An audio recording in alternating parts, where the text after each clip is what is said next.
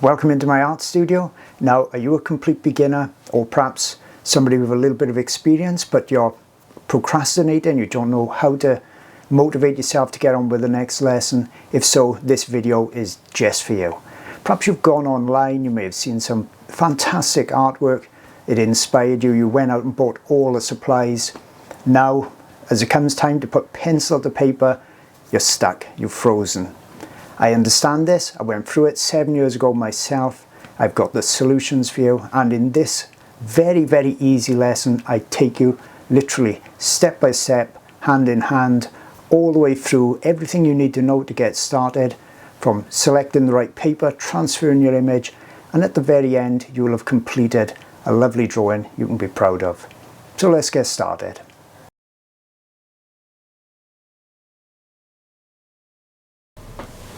So welcome to the drawing board, to the studio, and as this is for, well, complete beginners, as I said earlier on, and also those that want a fun project to do, I'm going to go into real detail. So if you are new to pastels, this one's definitely for you.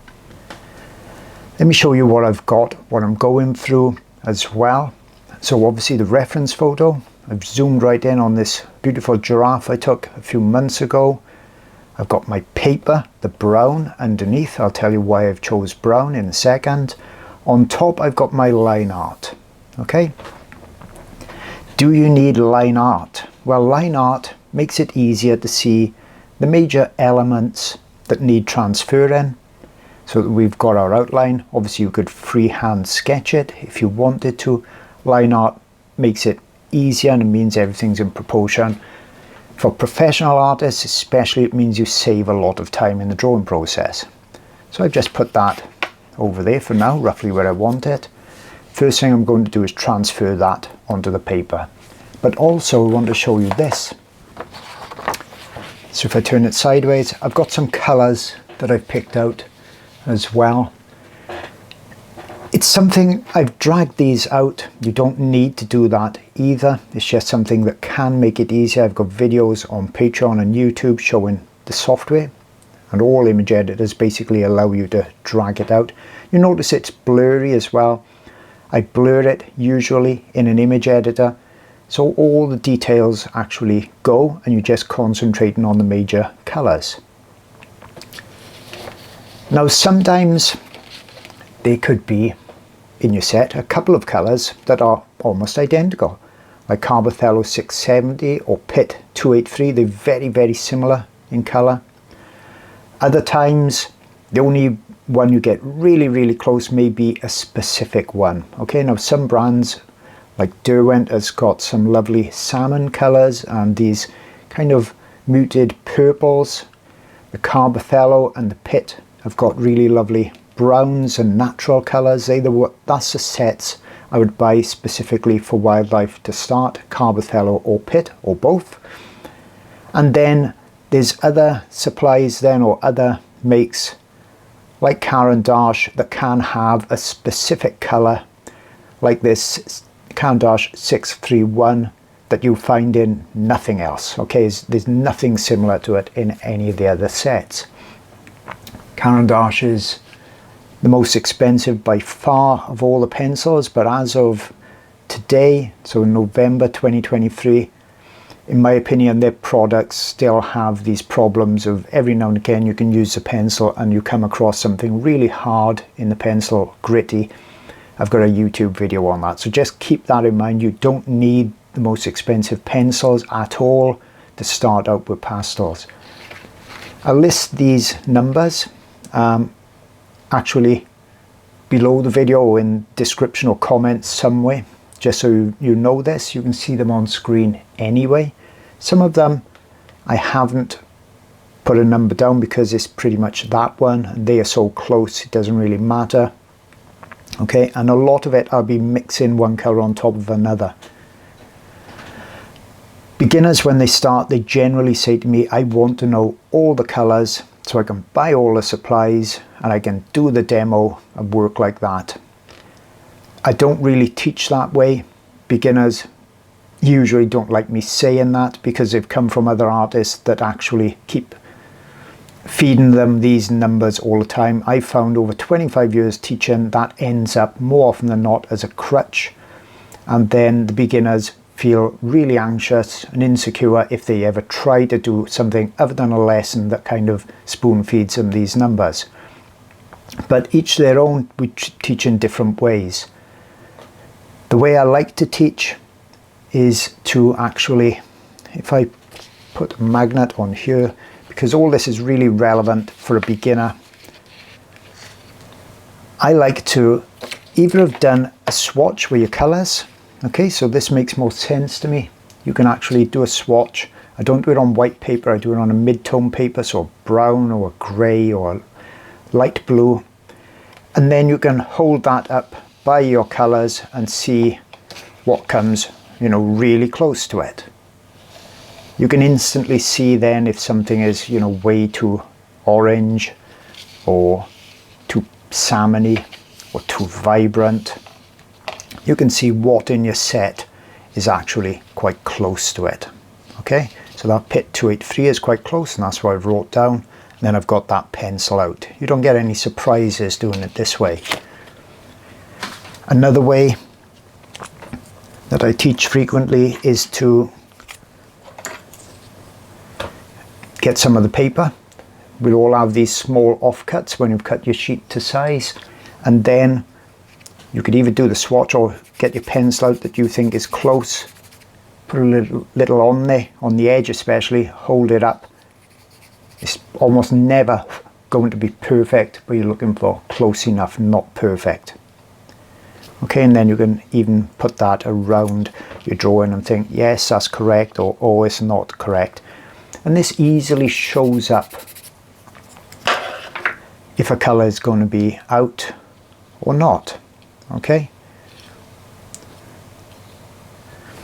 so that's a way that by teaching it this way, you then have the ability to gain more confidence in any subject you want to do, rather than follow a demonstration all the time, because you really want to be drawing subjects that inspire you rather than inspire me.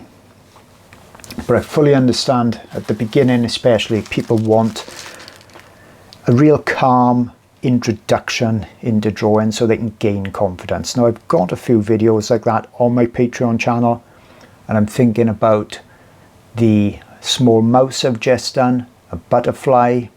I've also got, for a little bit more advanced, a piglet on there, and then I've got a penguin, beginner's tiger. So I've got videos that list things like that and supplies.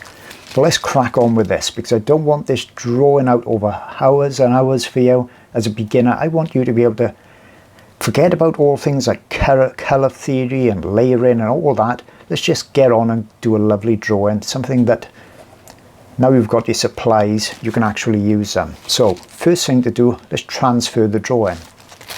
Transfer paper, graphite paper, it's called a few different things. They come usually in black or white.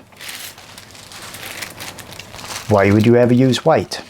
Okay, well, if you've got a darker paper and you're transferring a line or marking that's light in colour, white is a great paper to use. If you use a black paper and you get really dark black lines, perhaps you push in too hard, they can show up when you put your pastel on top. It can happen. So black would be ideally suited around the eyes, or if you're doing spots of animals, say leopards, things like this. I like to use the white so I know those lines are not going to show up. Paper has two sides. Okay, a white side, that's where the white graphite is on there, and then a top side. You can use it multiple times, and I'll just open this up, and then what I can do is just get a little bit of that off. I don't need all of it. Just lift that up, pop it underneath, and I can use some more magnets just to hold it in place. Okay, so that's there. So that's now flat. Now to transfer the line, I could use pencils, but pens show up even more. So if I move my reference photo, let me just pop that on top so you can see still what we're actually doing. So areas that are light like this, I can just go over the line. I'm not pushing very hard, but if I lift that up, if you can see it, you can see we've got a faint white line. So I know now how hard I need to push. You don't have to push very hard with things like this. Let's pop that back. Now I can carry on.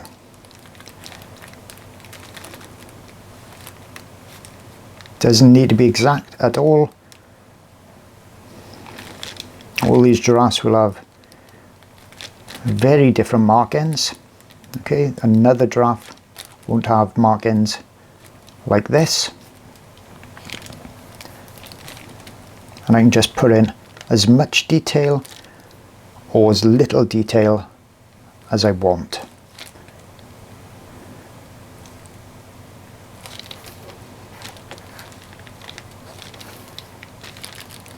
Sometimes you can just indicate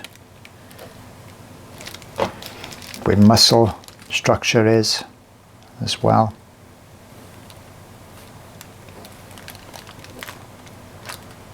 As I said, just put in as much as is needed. You may think, I don't need any of that. I can just eyeball it and that'll be good enough. And that's okay.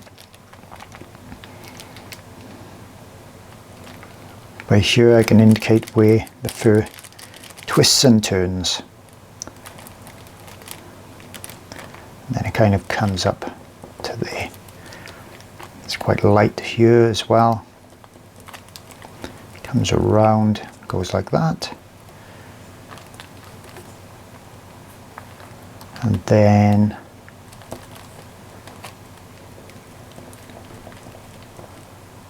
up there as well.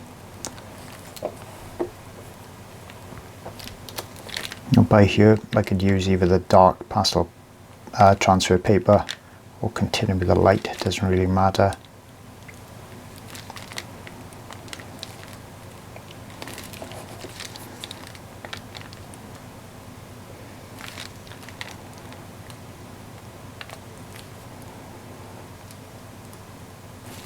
Now as a beginner, doing transfer lines like this, it can make sense because if you've spent, say, a couple of hours, perhaps an hour or so, doing a drawing,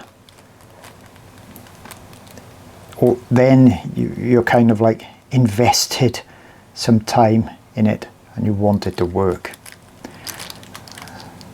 Okay, so you're even more anxious about it working. Okay. I could use dark lines there if I wanted to. I'm going to mark as well some little points in the corners just so I know where my border would be. And I think that's probably enough for that. I can do the rest with the dark. So let's move that out the way. Keeping my reference photo, my line art, sorry, in the same place, not moving that at all. Let's move the white transfer paper out the way. Why not take a little look? So there's our whites. And now I can bring black transfer paper in. So shiny side is the transfer side. So I'll open this up. Pop this underneath. Now this one shows up usually a lot more. So you need just a light amount of pressure on this one, and you can draw a line, give it a go, lift it up, and then you know how much pressure to put. Let's put that back down, smooth it out, and pop that back there again so you can see it. So I want this outer line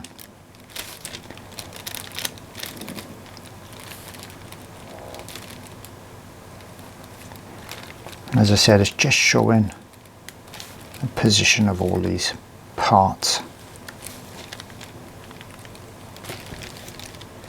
and where they go.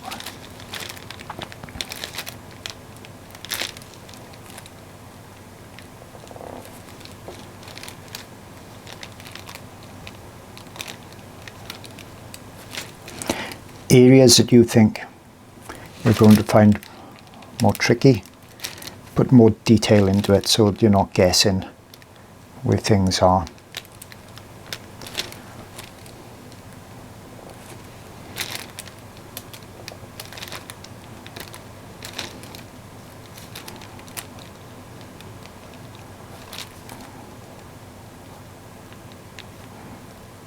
And then I can refine and tidy all this up, obviously, in the pastel drawing. None of this should really be showing up in the final drawing.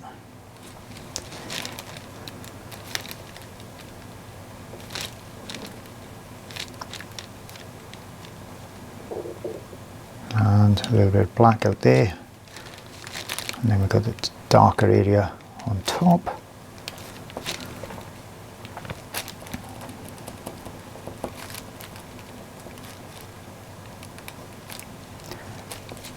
Right, up here for some darks, just put that in, just so I can see where the lines are roughly going to go. And I think I'll go over those end pieces just in case the white didn't show up. So it'll look nicer with a nice square border. I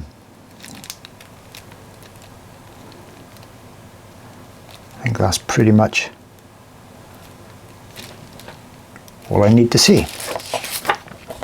That should be all I need for help there. Let's get rid of this again. Pop it to the side.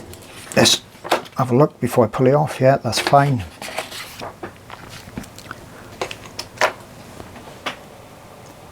Right, let me just grab a ruler, because what I can now do, I think I'll use, let's have a look, a dark pencil.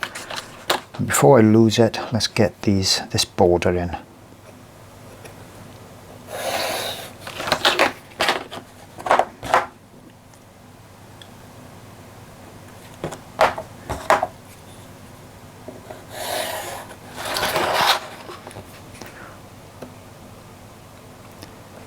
So this will show me kind of the square that we've got, and you know, if I was going to mount, if it say it turned out so good I wanted to actually mount it and frame it, because that can happen even on your first pieces, you know now the mount would just slightly come inside that. So when you're doing your drawing, you know to go just slightly outside the line, or you could put a little bit of masking tape on the edge. You know, if you wanted to then take it off and have a nice clean edge. It's up to you. Don't use one that's too sticky though. You could use one that's not quite as sticky, right? Like that. And it can go around then. And that'll probably give you a clean edge, although you may get some pastel that'll go under it. But I'll put it on. I don't ever do this really, but this whole lesson is about showing you possible options and as many tips and things, and answer as many questions for you as I can. Okay, so that goes up there. Let's pull it over a little bit,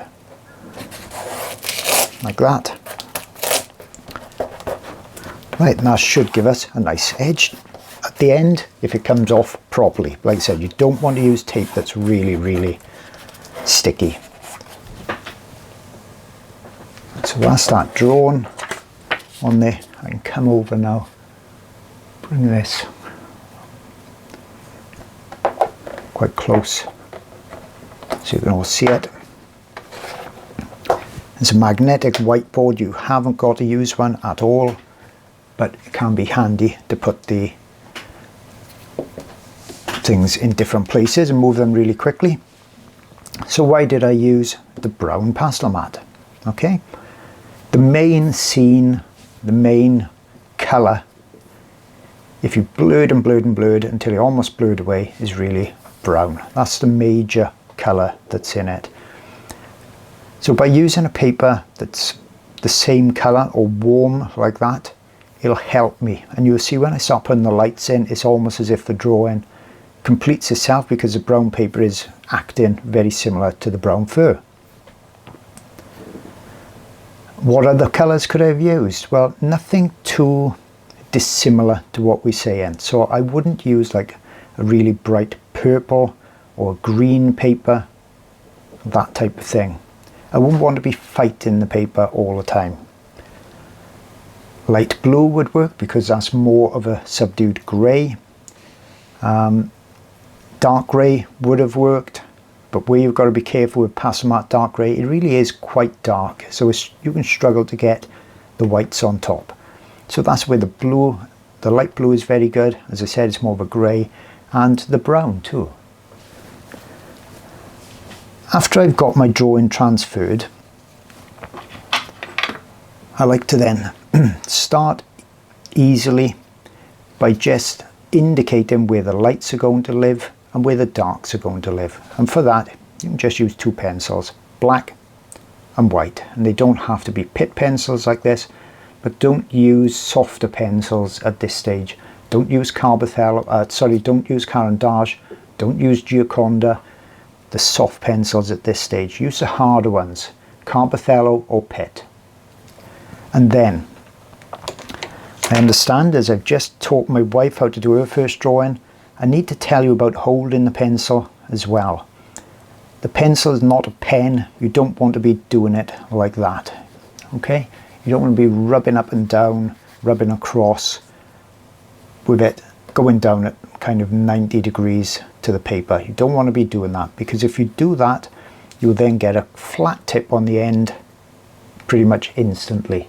And you need to be sharpening your pencils all the time. When you're doing things like blocking in, get the angle of the pencil right down on the paper when you're doing underlays like this, and then you can just lightly, with almost the weight of the paper, go back and forth. Now if you've got an edge that you want to go up more and get more detailed, by all means hold it more like a pen, but not like that. Keep it down, that angle down. And also, to prevent the fact or the need to sharpen all the time, every couple of strokes, and you want to be stroking it like that when you apply pastel, turn the pencil, because already you can see I've got a little bit of a flat tip coming on there. You see that kind of wedge shape? If I keep going in the same direction all the time, that wedge will just keep getting greater and greater as the pencil comes down further and further. If I rotate the pencil and then apply some more pastel, you see I've got another little wedge there. I rotate it again, apply some more pastel, and what that's doing, as you can see, is pretty much sharpening the pencil for me all the time. So that means I don't have to keep putting them in a pencil sharpener. This will allow me to keep applying pastel and is sharpening it by default. Now around here, as I said, this is just an indication roughly where these lights are going to live. Now why am I even doing this? Well, it can be very easy when you go into a bit of autopilot to start colouring in anyway. So if I'm not thinking just in this case white and where the lights are going to be, I could very easily start filling in where these brown markings are going. Now, something also to keep in mind with pastels is that it can smudge, not very easily at the first stage. Okay, so if I go like that, it's not all going everywhere, right? But as you put more and more pastel on the surface, you fill in more and more the tooth of the paper, that's the roughness of the paper, and it'll start smudging more and more easily with the later stages. With more levels of pastel, the more easy it is to smudge. Now the way we then get around that is using something. I use glassine paper, but you could use printer paper. Glassine paper is the paper sheets that you find in between your pastel matte paper. If you buy pastel matte, either as numerous sheets or in a book, this is what you'll find inside. And you can also buy this from online art stores, glassine paper. Advantage for me is I can see through it as well, okay? So you can just put that on your board and then use it to rest your hand on. That'll prevent any of that smudging.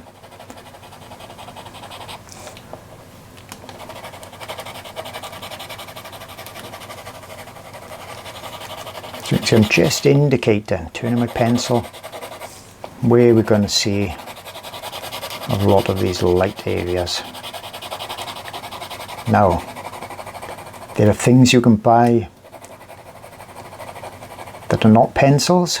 You're probably already aware of it, but you can buy things like PanPastels. You can buy pastel sticks as well. They'll all work together. Okay, we can use them all together, so you could be doing this if you wanted to with PanPastels, and I do that in quite a lot of my videos because they speed up the process. They can be a bit expensive, but they last a long time, really long time.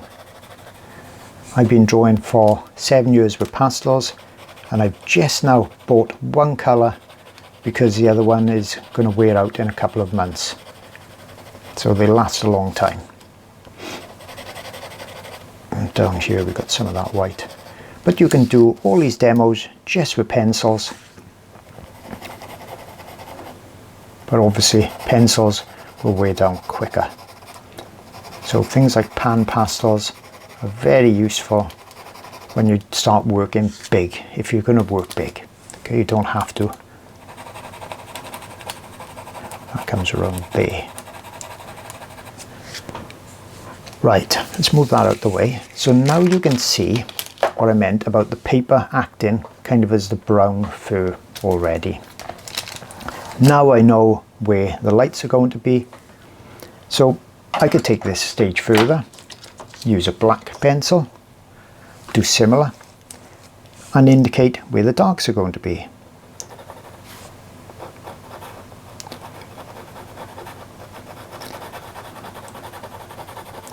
And as you can see, very little pastel at this stage, because if I make a mistake, I want to be able to correct it. And I also want to put my true colours on top.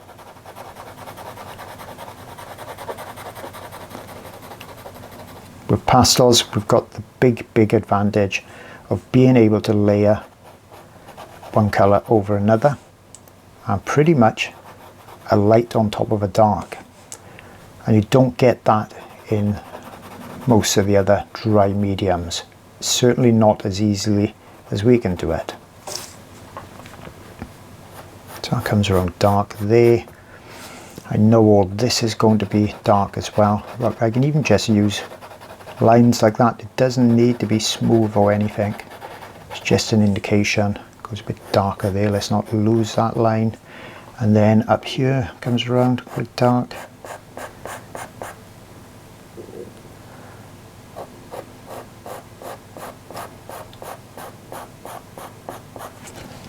Now put all the little tiny lines in later on when I'm drawing it properly. So all that's going to be dark as well.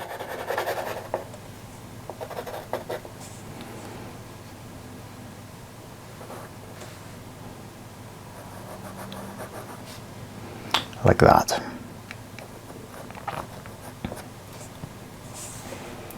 Okay, simple enough so far.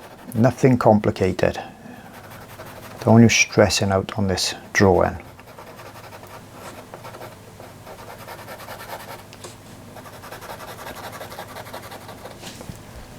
Now, we can start anyway on a small drawing like this. We've got the benefit of being able to use that glassine paper. If you're right-handed, it may be worth starting up there. But like I said, small drawing, we could go pretty much anyway. So I'm going to start, I think, in this bottom left-hand corner and get the major colour in. Okay, that there is the major type of colour that we need to get right. We need to keep things quite vibrant for this to look, well, pretty. Okay, if we go too dark, it'll all look a bit drab. So I've got a Carbothello pencil, 670, I found in my set. That works quite well. The Pit, 283, that works quite well. But remember, the real thing you need to be doing is checking your colours on your piece of excess paper. That's close enough, because sometimes, in fact very often, you need to combine two colours. And not all of us have the same sets. Most of us don't, and I'm not in the business of selling people pencils. I don't make any money out of pencils at all. And so use what you've got. It'll be close enough. The most important part is the tonal value. That's the lightness and darkness to get right. That's what will give the subject 3 dimensions. Okay, we've zoomed in here, so we're not seeing much of a shape and form. But if we zoom back and you had all of the giraffe's head, you know you're going to have to make it look 3 dimensional on a flat piece of paper. And this is a tonal value that does that.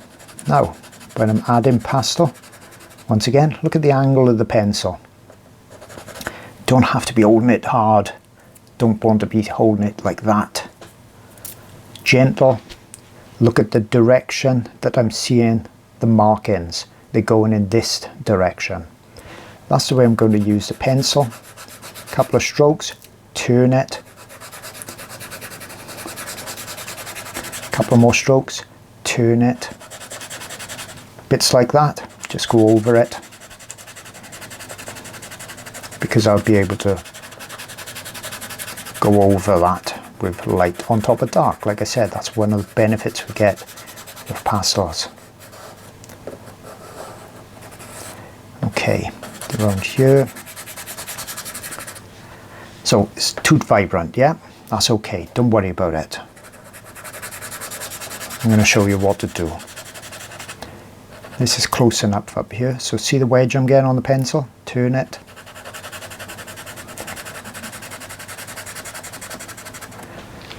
Right, that's close, quite close. So I could put another pencil on top. Pit 283. Down at the angle.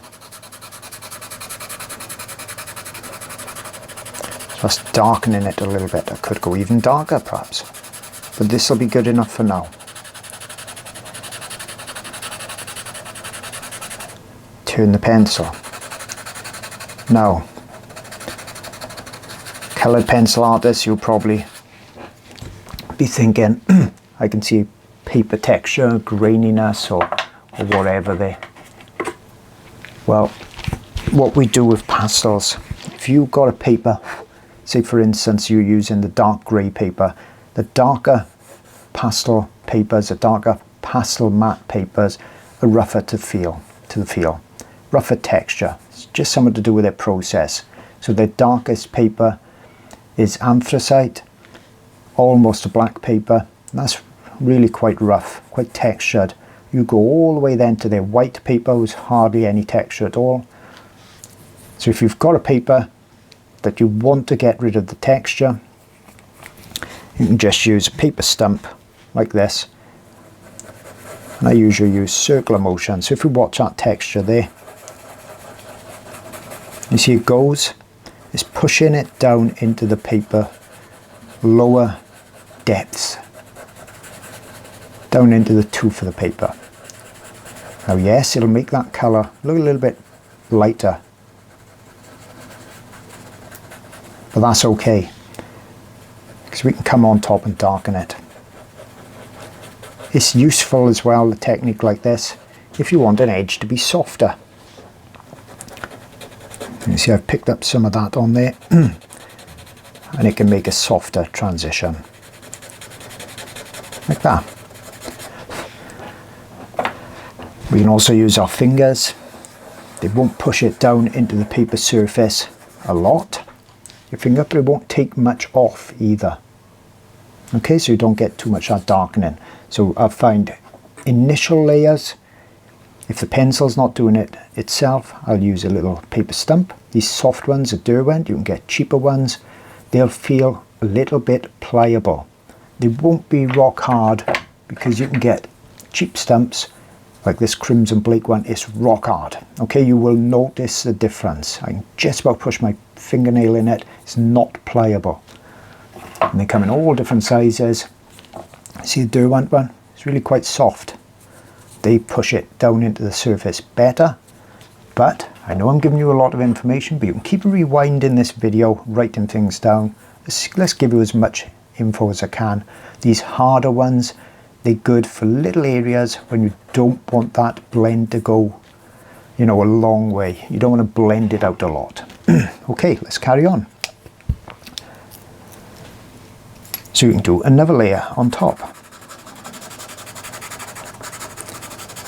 So I want that down there.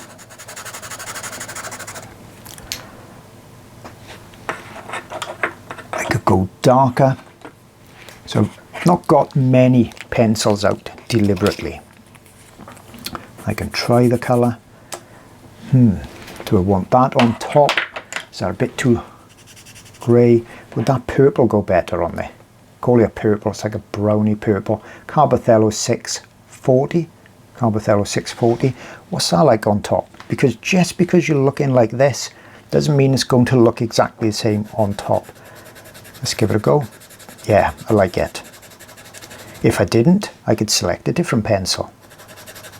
So now I'm doing that. It's darkening it down. I can squint up my reference, or I can use my blurred out reference, because I'm just looking at the basic colours. I'm not worrying about details at this stage.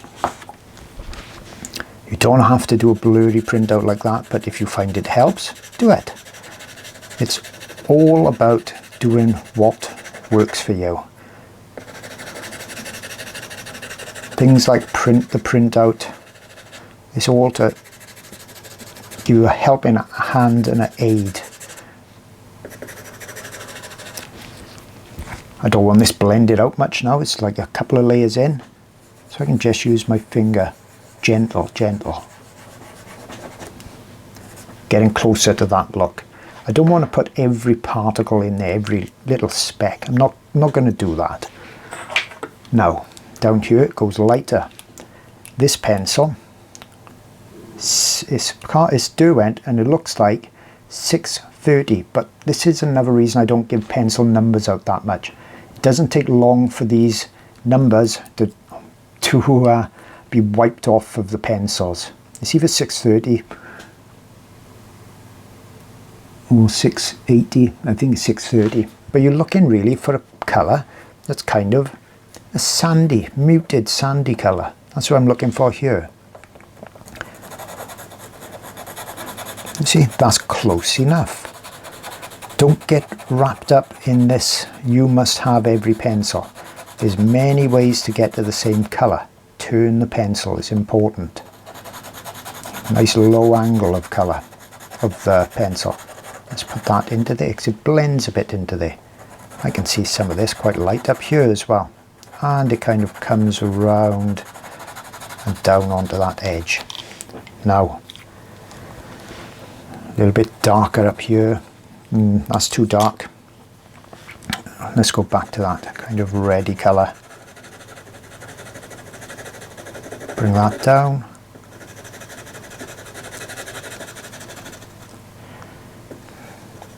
Comes across, goes really quite dark down on this section. And you can use and leave some of that texture to create that fur texture. Okay, let's blend some of that in.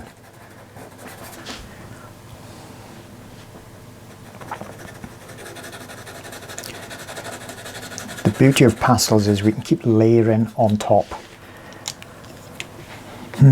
That colour is quite close there. Let's go with that for now. Just put a little bit in. It will eventually come onto that darker section, so I'll go back to that.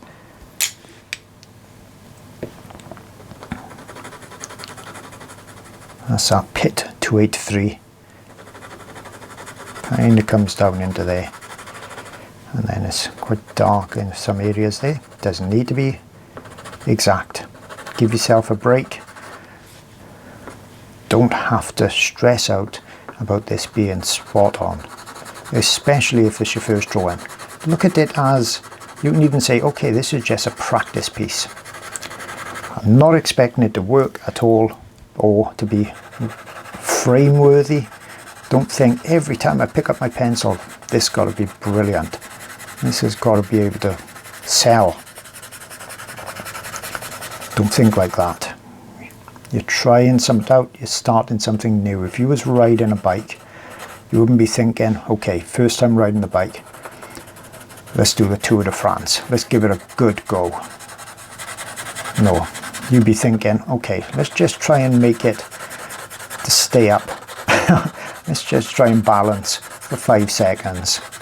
Let's forget about the Tour de France for now. It's the same with drawing. Many members join my Patreon art channel, and then, do you know what they do? They go straight into an advanced lesson, and then they say, oh, that just turned out rubbish. That was just too hard. Don't ride the Tour de France when you haven't learned to actually stay upright yet. Now, a little bit more subdued, muted here. So I'm using our Pit 283, this more orangey colour. That was our Carbothello 670. So I've only got a few pencils out, and I've hardly used that one at all. So the numbers that I put on that printout, you know, they're just an idea for you. I may not even use all of them because I'm doing this live, or recording it live, because I know lots of you prefer me doing it that way. For many years I did voiceover on the videos so that I could really concentrate on the drawing. It's not that easy drawing and talking at the same time. But lots of you like me to do these live voiceovers, so I don't even know what pencils I'm going to use. I've got a rough idea that those ones on that sheet are probably the closest, but when I start putting layer on top of layer, then I'm making adjustments, and you'll see that happen. So down here again, that kind of purpley darker colour, 640 Carbothello. Carbothello is the ones with the coloured shaft, like that. The colour matches the pencil. Pit has a wood coloured shaft to it. Derwent always has this kind of burgundy colour to it. Okay, going in the direction of the fur, so I can see the fur marks are coming up and down like that, so I'm just doing that. Don't need to do little tiny lines. It goes quite dark burgundy colour here as well. Also quite rich, so I'll put some of the orangey on top. Turn the pencil. Try to make that automatic for yourself. Okay, so I want that a bit richer as well, so let's put some of this richer colour on there. And they'll blend together. Goes quite... You see, you start thinking about what you see in lights and darks in there. Okay, let's blend that again. Let's use the finger to do it, because I don't want this smudging together and blending out too much, okay?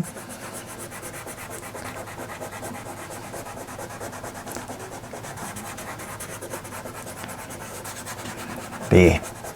It's starting to grow, it's starting to come together. This is not that difficult to do. Start with easy subjects like this. It's a process. It's techniques I've learned from oil painting that I've applied to pastels. I can see that orangey colour up here as well.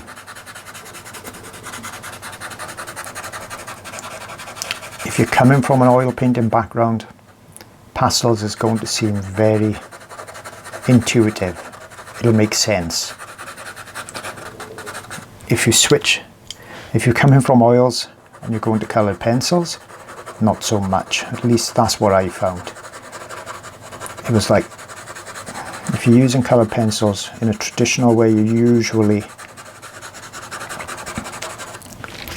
leave in or working negatively. So if you've got an area that's light on top of dark, then you're leaving and drawing around that light area. I found it very difficult to get my head around that.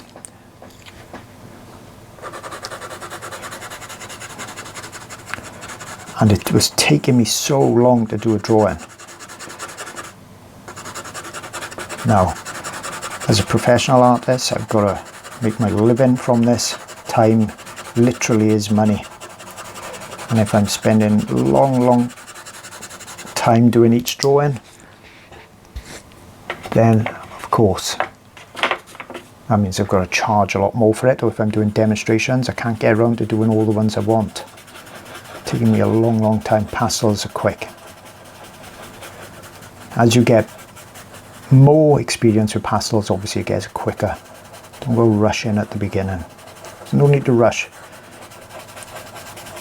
We rush with almost everything in life. We don't need to rush something we're enjoying doing. Let's take our time. Okay, more of that purpley colour, that subdued colour. I'm squinting my eyes because I'm concentrating on the tonal value, remember, the lights and the darks. It kind of comes around like that. We will be putting in a little bit of detailing, not a massive amount. This is not a big fur demo. It's why I picked the giraffe, because I'm not going to be doing lots of tiny hairs. Okay, I've got all that on my other lessons. Don't have to worry about that on a beginner lesson.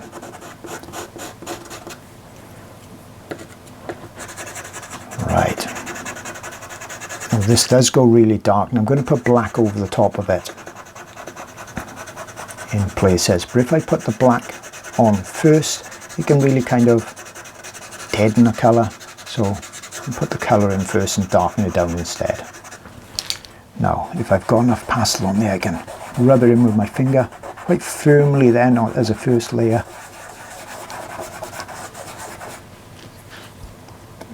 It's dark all the way really down here, isn't it? I can put all the lights on top of that.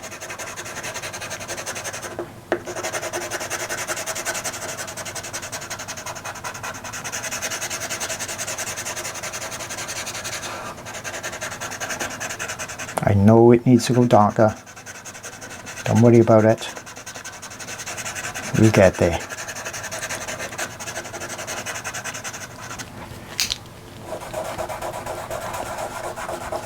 Small circular strokes helps it to go down into the paper surface.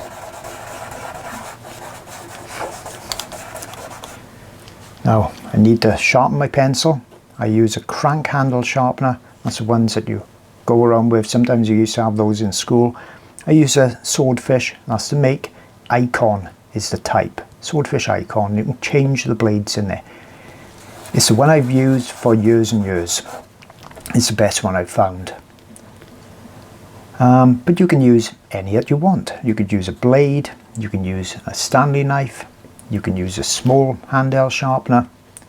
I've got lots of videos testing those out. So let's sharpen my pencil and then I'll be right back. Okay, so the pencil's sharpened. Let's go up here. Now, why not use that glassine paper I showed you earlier on?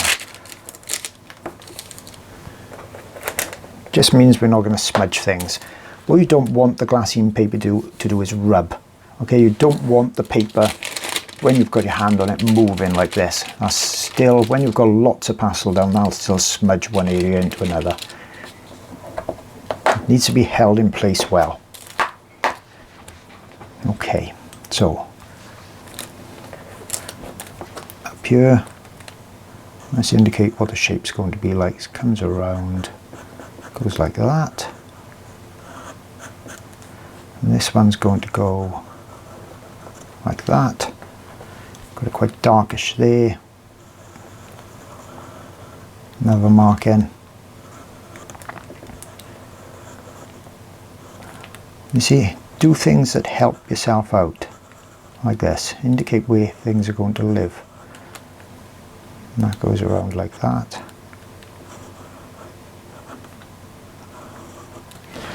Okay, up here, quite dark.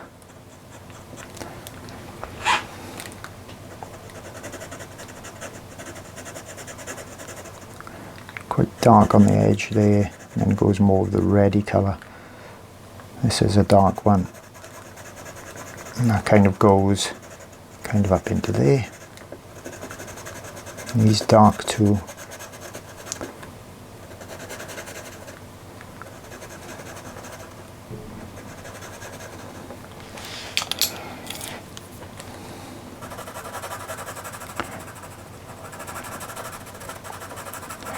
That's a bit too red, isn't it? But I can put that darker colour on top of it.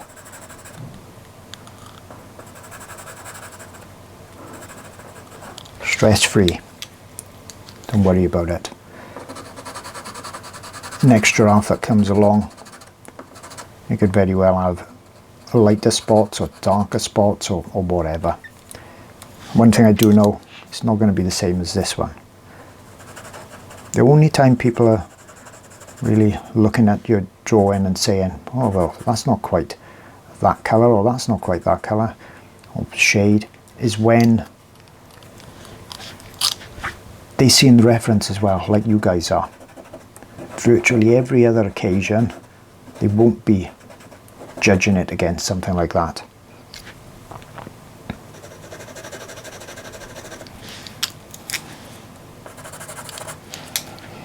Okay, up here, let's use a different magnet so I'm not rubbing my hand against that all the time.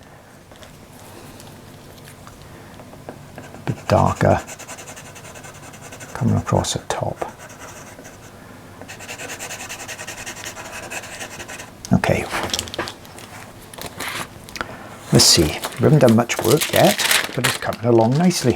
Let's move that to the side. Right, now, that's kind of, this brown pencil, which is a Carbothello 635, that's kind of okay for down here. It needs to be a little bit darker.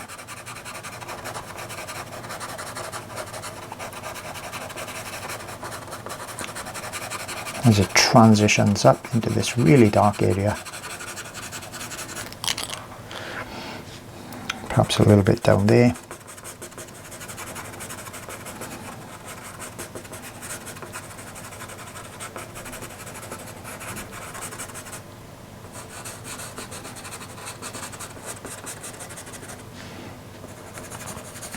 Perhaps I'm seeing a little down here as well.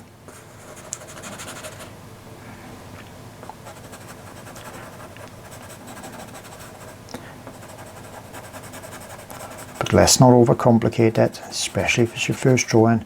If it's not your first drawing and you're just using it to, you know, break a spell of unproductiveness, let's say. Those times when we haven't drawn for a long time and all of a sudden it's like, you want to draw but you just can't seem to get into it. If you're that person and you've got experience, well, keep going. Detail it right up. But I'm not going to make this one too complicated. So that's a black pencil. So in pit, that's 199. Okay?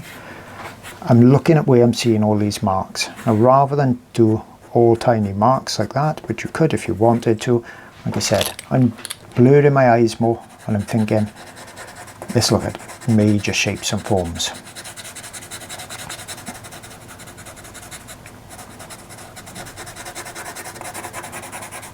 And let's do a bit like that, let's blend it in and see what it looks like. I'm blending it in the third direction, so I'm kind of making the lines and marks stay there rather than going the opposite direction. That's good. It's dark, yes, but it needs to be to make the lights look light. If the darks are not dark enough, then the lights won't look bright. Let's get the shape of this in. So it kind of comes around like that and then it goes up. And we've got some warm, kind of purpley colour in there as well, a bit of richness in there. Okay, so now I know that's where that lives. Then I also know that up above it I've got a line going in there. I've got this line going like that. Let's darken it a little bit.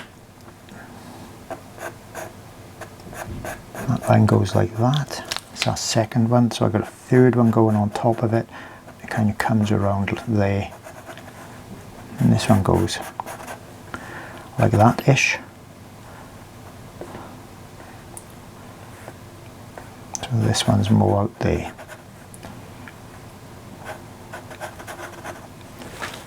So I've got that one.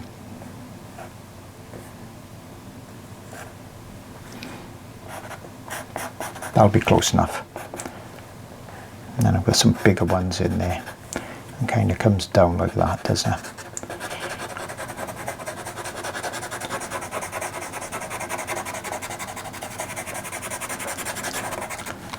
And then here, the fur, rather than coming around like that, it's going more upwards.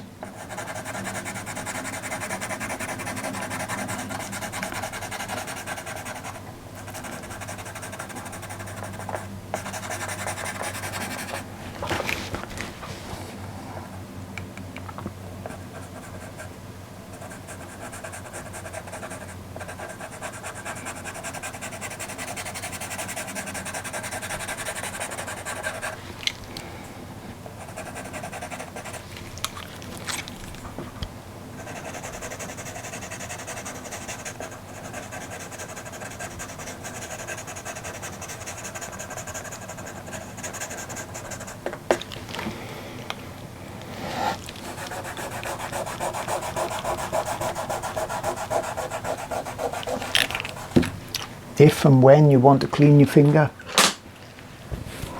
one of these cheap kind of kitchen type of microfiber cloths, not really the ones you use for spectacles, you can just give your finger a rub on that.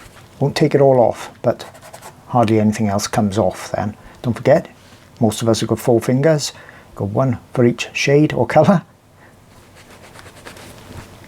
Okay, let's carry on blending that layer in. We want it to all look quite fuzzy at this stage, because when we blend it in like that, it means we can put more layers on top. So here I'm seeing more richness of colour.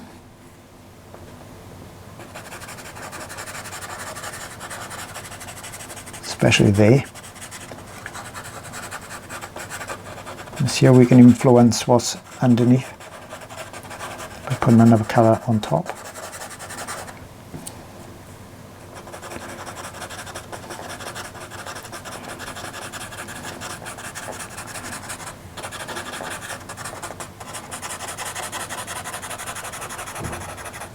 Like that. And then we can go very lightly then if we want to keep most of those marks there. See? And then down here, it's got more of this kind of creamy colour.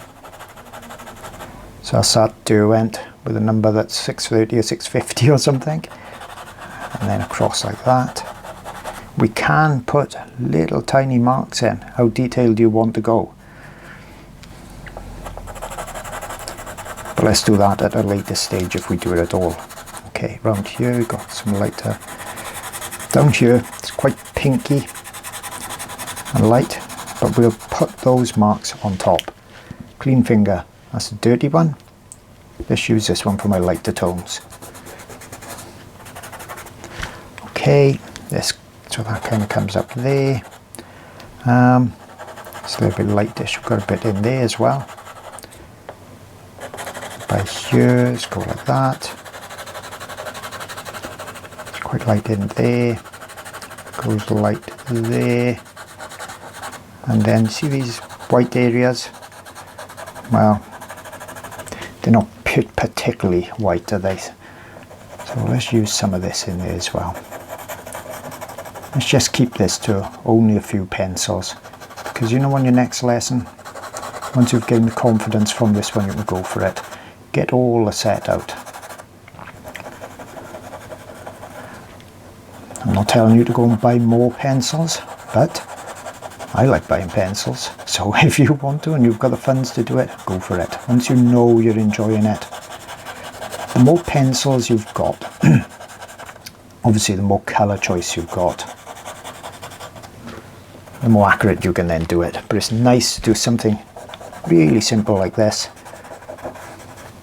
so you can tell whether you're going to like it or not. Okay, that's pretty good. Now, let's see what else we've got. So if I go even lighter down here, what you don't want to do is go too dark in an area that's going to be light. So if I put, say for instance, a dark brown under here, I'm never going to get that whiteness back, that brightness.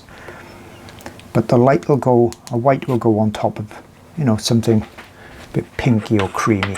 That'll be okay. So is it pinky? Is it creamy? Don't think it'll matter much.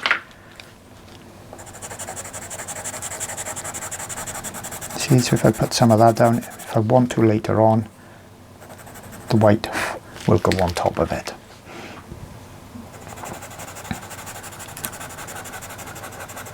Check out my pencil angle.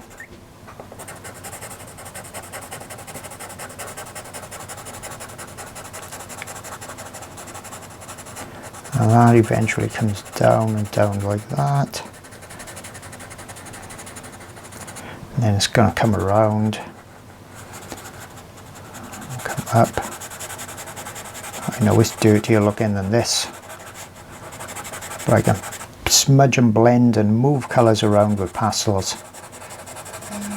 That's one of the big advantages of it. This don't make it complicated at all. Turn in the pencil.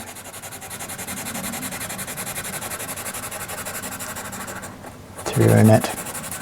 Benefit of doing that turning is look how sharp I can make it. When I want to do details, I've got the sharp pencil ready. Now, this paper doesn't have that much tooth to it, so I can use my finger to do the blending. Then I can blend the edge. In lots of wildlife studies, portraits, animals, it's lots of softness very often. You don't get that many hard edges. Right. We could come down. So that one, that creamy colour was Carbothello. Remember, see the colour of the shaft, 681. That worked quite well. Now a pinkier version, that was, where did that go? Pinkier version, that's called Flesh, P150. So let's put a little bit of that in here. Not much pressure. This is not the detailing strokes.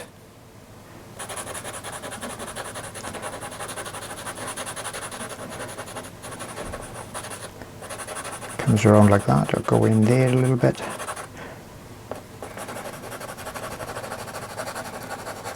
And it's fairly light in there.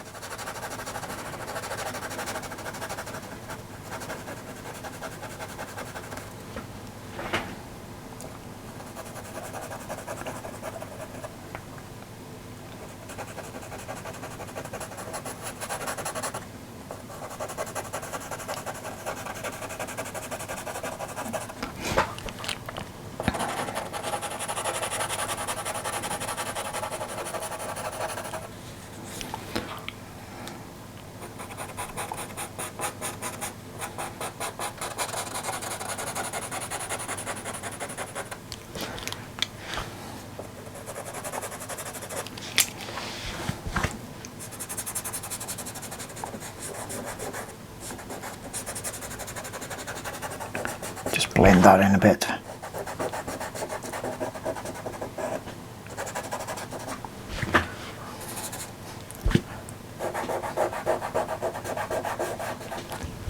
There. That will go a lot lighter than that. Now on top, I'm seeing perhaps this colour. I know it's a bit dark for now, but maybe this colour more. So that's the ultramarine violet light.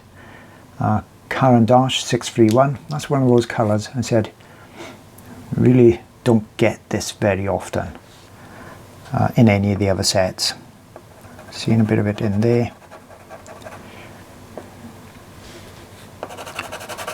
Seeing a bit of this purpley blue colour in here.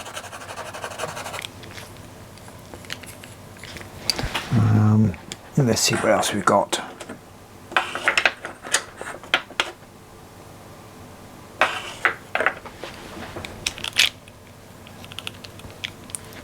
Let's blend that in a little bit. Yeah, that'll be okay. See, that's a bit too orangey.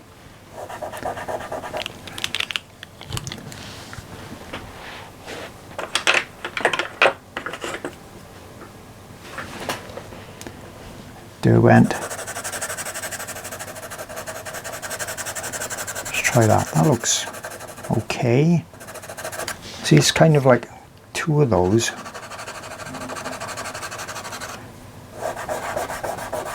But I think it needs to be even darker. And I think I know the pencil that I like. It's one I go to frequently. This looks really dark, but I'm going to use it super light. Dioxazine Purple P280 Derwent again. So let's use it super light.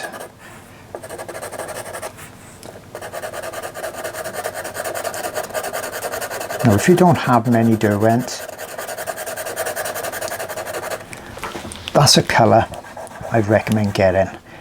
Just like that one in Caran d'Ache. It's one of those pencils that those colours you don't find anywhere else. Okay, more of this down here. You see, as you start to do more and more, you can get more and more accurate. It's all about judging one area against another. That's what it's all about.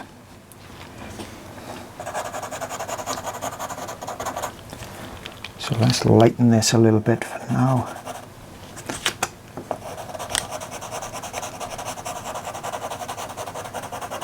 That's going to eventually come around like that. Let me use my glassine rather than struggle. It's a bit of a balancing act sometimes. Trying to keep my hand in a position so you lot can see it all as good as you possibly can, and for me to apply the pastel in the position I need to apply it. See, I'm turning that pencil.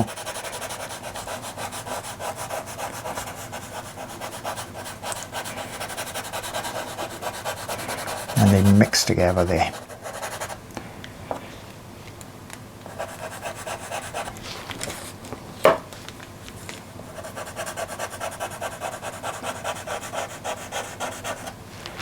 Okay, blend that. At the beginning you can see a lot of the paper through it still. As you put more and more on top, you see less and less of the paper till it becomes very, very smooth. Silky looking. But that's okay, being able to see some of the paper. It darkens it a little bit. We need it slightly dark for the details to show on top later.